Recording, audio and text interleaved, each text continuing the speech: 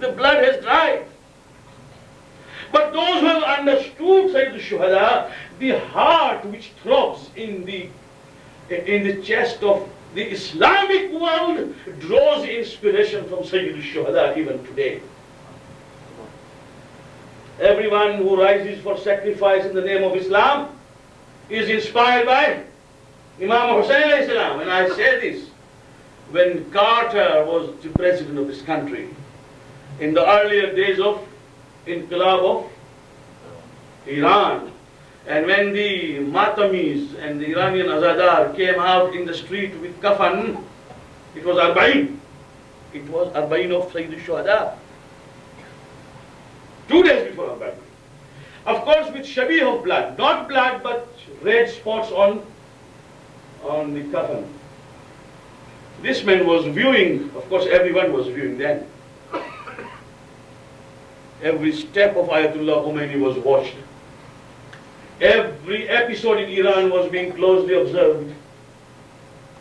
And when he saw some of those, what the Englishman says, self-punishment, the name of Matam they have given is self-flagellation, self-punishment.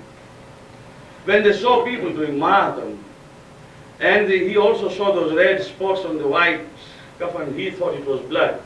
He asked his advisor on Middle East affairs as to what has happened to all these people who are bleeding. He said they are not bleeding, because that man was an expert. They are commemorating the martyrdom of Imam, the grandson of the Prophet. So this man innocently asked, when was he killed? Yesterday, day before. And he said, no, it's a matter of 1,400 years ago. What? 1,400 years ago? His grandson was martyred, and this is the commemoration of that? He said, yes, this comes out every year with the same intense emotion. So the answer he gave then was something which we should have written in our diaries and inscribed into our hearts. He said, a community which cannot forget the blood of its martyr over the centuries is a dangerous community to encounter and face. Where the blood of its martyr does not dry up and continues to kindle the flame of inspiration in their minds, then that community is a living community, my friends. Remember that one thing. Now look to the future. Our future is not fanciful, is not only expectation. There is an Imam who is alive, who is watching over everything I do. And it's my belief that everything that I do on Mondays and Thursdays, and particularly on Fridays, my amal go unto him. If I have done something good, he prays for me. If I have done something bad, he also prays that I may not do it again. There is an Imam who is actually supervising, and had it not been for him, my friends, this community, wherever we have been, would have perished. But alhamdulillah, we have always been under the cover of Hadith-e-Qisas. I don't say that for other communities to have suffered is a matter of any pleasure, no. But for this community, it has got to acknowledge that when things were very bad for others, in spite of all the losses we have sustained, our lives and our honor, the honor of our ladies, have remained covered because of the protection of Ahlul Bayt.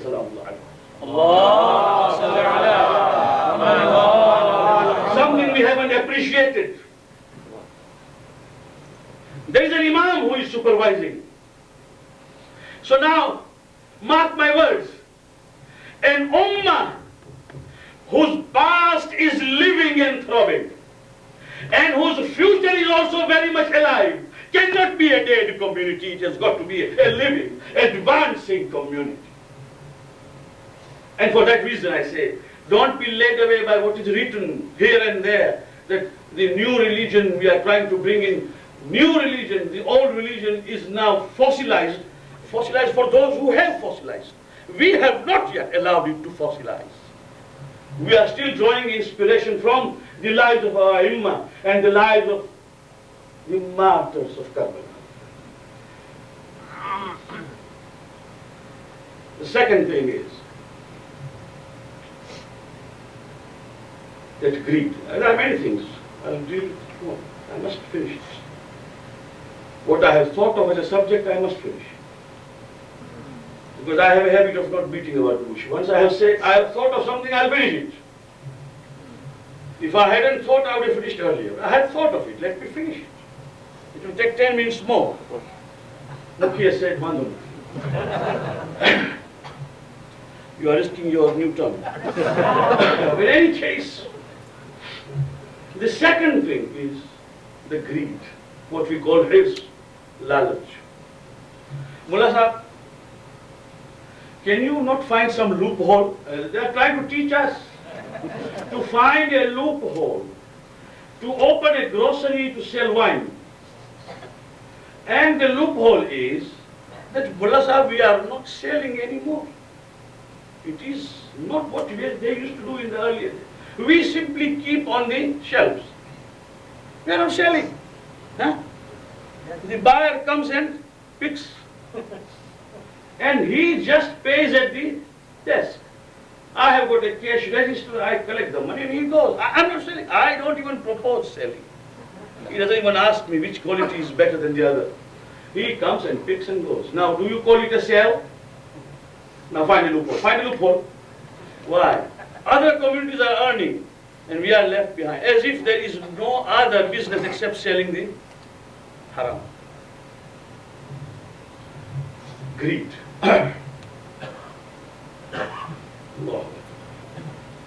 When that enters, then a man commits how many sins?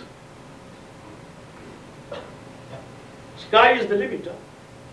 There are certain sins I cannot even speak about on Mimbar because of the sanctity of the place. That how much a man is led away from the right path only because of hirs and greed to enter into haram. The Prophet said, when a man starts getting older, two things in him get younger and younger.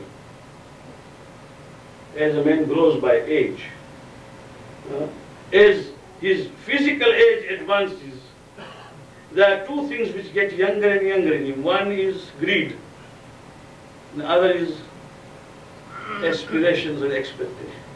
I am 60 now. Okay? Mullah Sahab, I have a Buddha thing. Oh, no, don't tell me that. I want to live up to 100. And when I live up to 100, I have read nearly 500 to 600 nikah by now. The time has come that now I am reading the nikah of the grandsons. That means when I read a nikah sometimes, I remember to have read the nikah of the parents of the groom. And that is the proof that I am old. Because I have read the nikah of the father of the groom and also his mother. And now I am reading the second generation nikah. So it is a proof that I am old. But then I say, Ya Allah, that means the expectation gets younger and younger. More and more. The older I get, aspiration, ambition. And the second thing is greed. Hirs.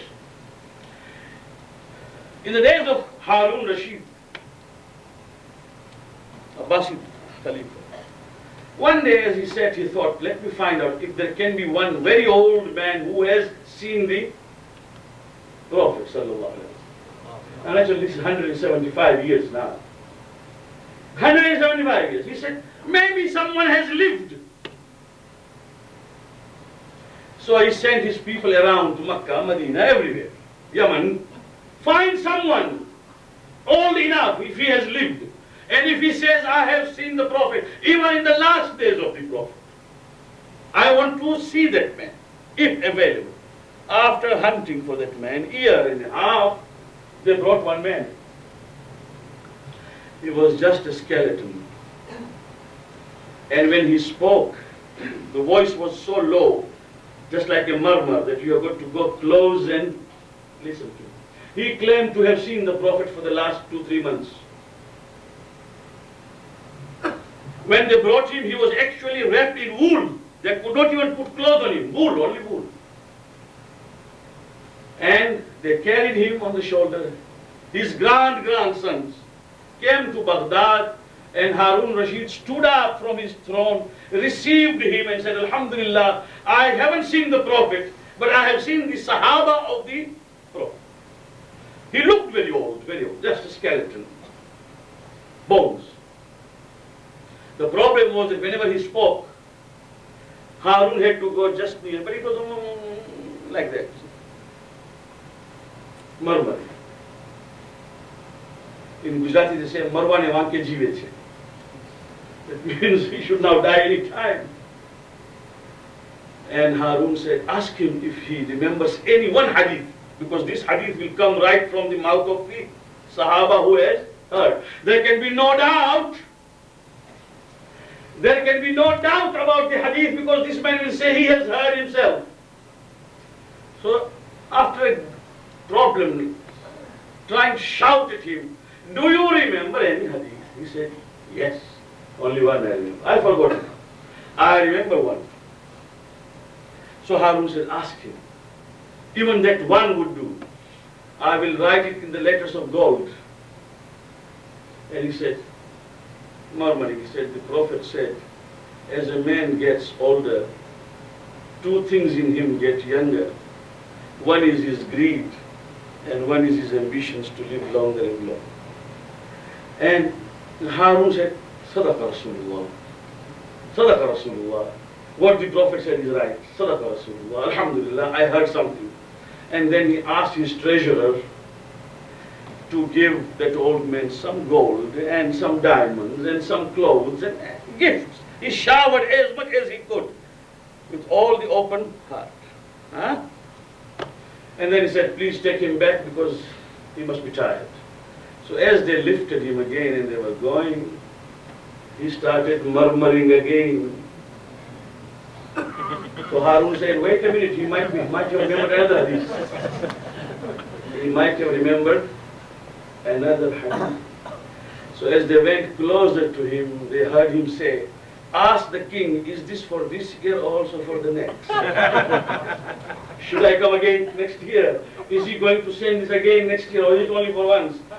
Sadaqa Rasulullah sallallahu alayhi wa sallam. The man is now on the threshold, rather in the grave. He is going to die, but he is expecting the same next year. That means that man was still expecting to live.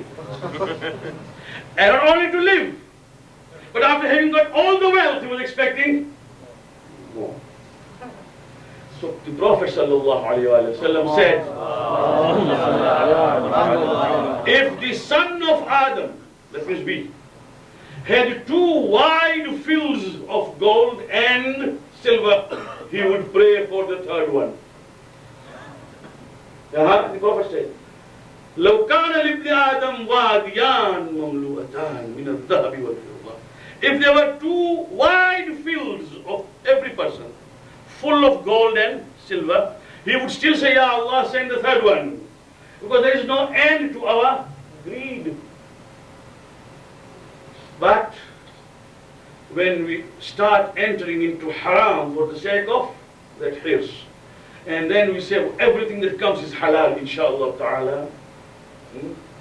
And when I am a trustee of the orphans' funds, or of a widow's funds, or of my brother's, whatever comes, I owe somebody a money, halal. I'm going to Hajj without paying people's money, halal. I'm going to ziyarah without paying people's money, halal. Everything is halal, inshallah ta'ala. This happens with hirs. Gunah kabira starts from here. I have finished.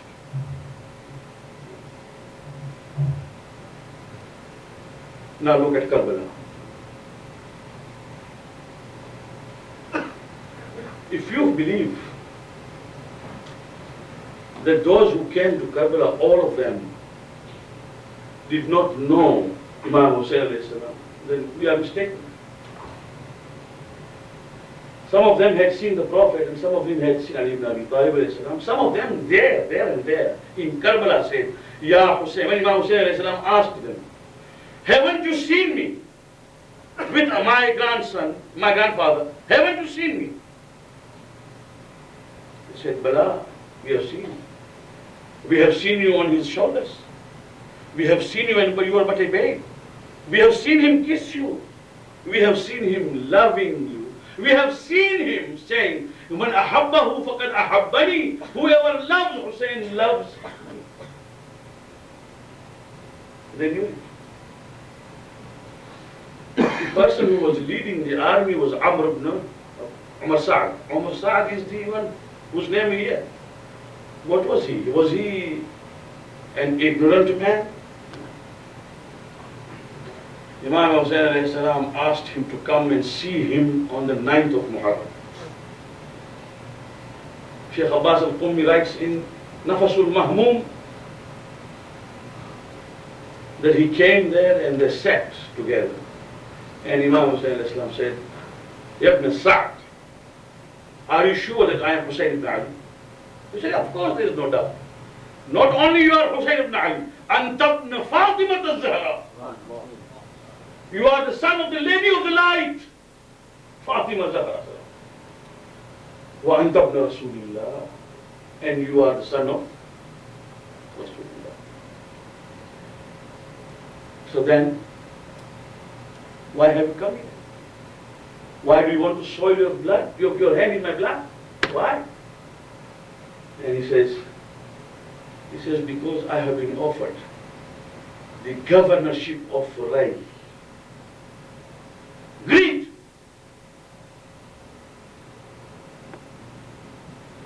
There is a poem by Umar ibn Sa'd which has been recorded in history, in which he says, "I know there is a Qiyamah, and I know there is Jannah and Jahannam.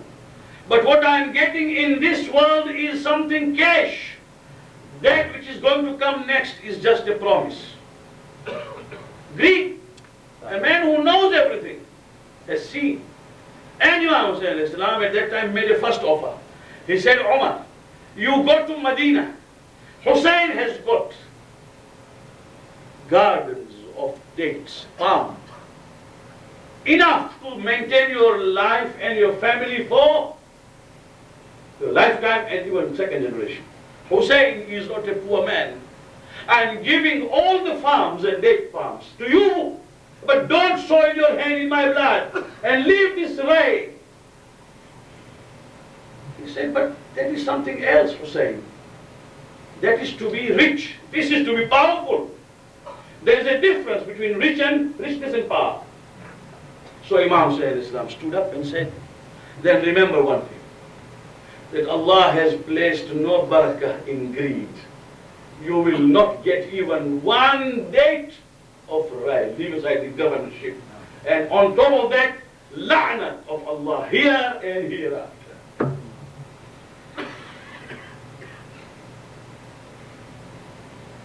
बस दोस्तों, मसाइब का बयान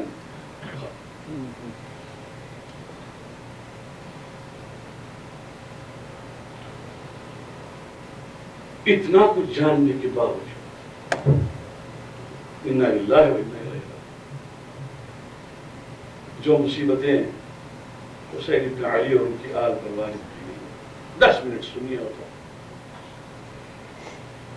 जब इंसान का अकीदा रासिख हो, जब इंसान में पाकीज़गी आ जाए, जब इंसान अपने परवरदिगार को समझे और गुनाहों से तो क्या होता है, और जब इंसान तकब्बुर में और हिर्स और लालच में फंस जाए तो क्या होता है। देखिए, एक बच्ची है जिसको मर्सिया खान कभी जाकिरीन किराम नादान कहते हैं, नादान सकीना। माफ कीजिए मेरे दोस्तों, हुसैन इब्न अली की ये बेटी नादान नहीं। नादान तो कहते हैं उसको जो अबूझ हो, जो समझ न सकती हो। 4 साल की थी मगर ये नादान। शेख जाफर शुश्तरी ने अपनी किताब फवाइदुल मशाहिद में लिखा है कि सकीना बिन्त हुसैन हाफिज़े कुरान थी। और जब आखिरी रुखसत को इमाम तशरीफ लाए हैं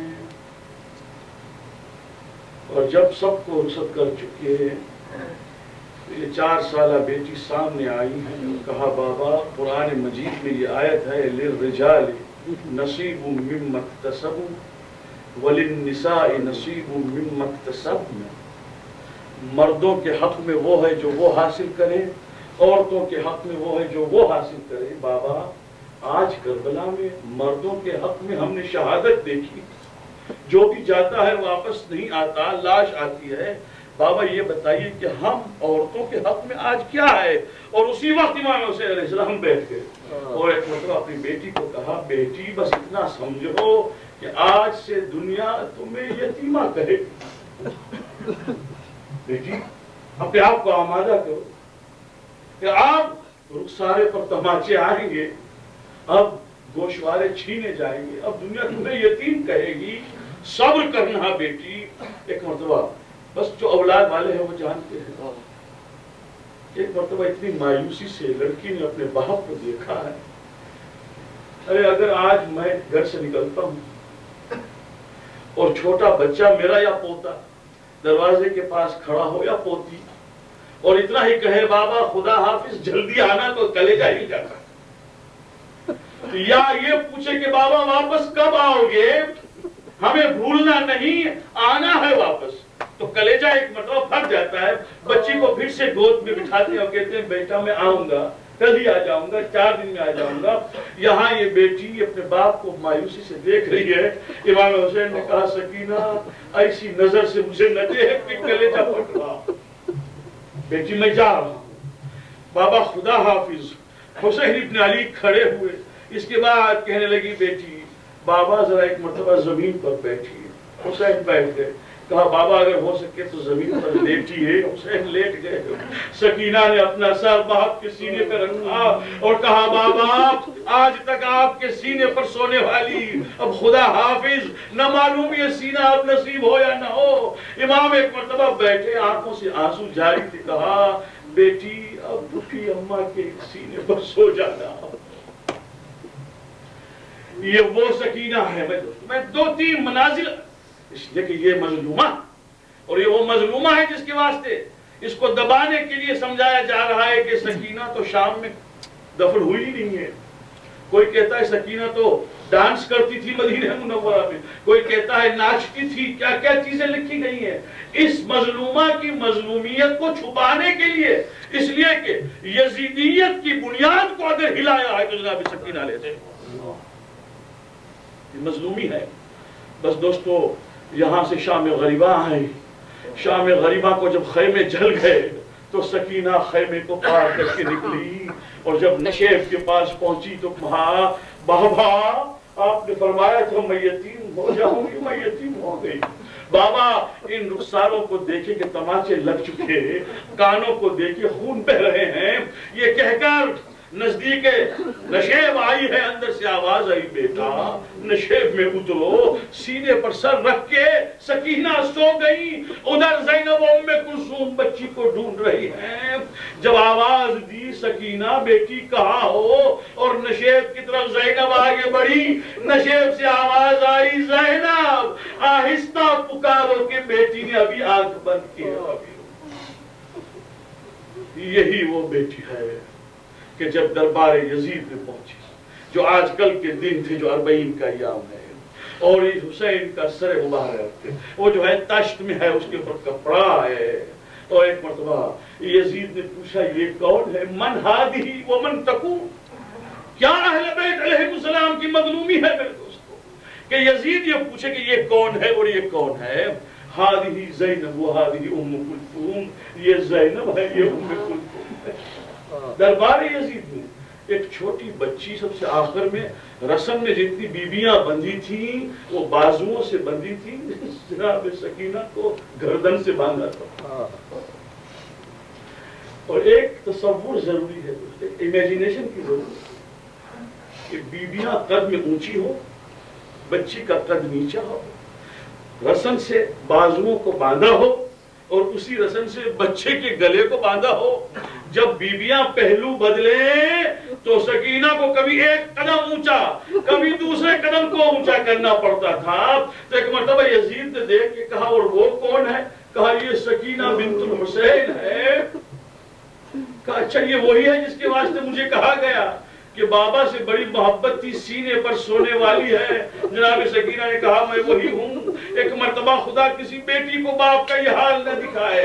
ایک مرتبہ تشت پر سے کپڑا ہٹایا گیا اور کہا یہ ہے تمہارے باپ کا سر, اگر واقعاً محبت ہے تو بلا لو. چھوٹے چھوٹے دامن کو پھیلا کر ایک مرتبہ جناب سکینہ نے کہا بابا یزید محبت کا امتحان کر رہا.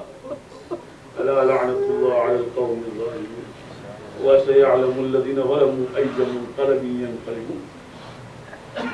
إنا لله وإنا إليه راجعون. پروردگارا ہمارے اس قلیل عذاب کو قبول کر, ہمیں اعمال خیر کی توفیق عطا, ہمارے بیماروں کو شفا عاجل صحت کامل عطا فرما, ہمارے مرحومین جہاں جہاں دفن ہیں ان کی مغفرت فرما. پروردگار بحق محمد و آل محمد دین کی اور دین کے معارف و معالم و تعلیمات پر چلنے کی توفیق عطا فرما.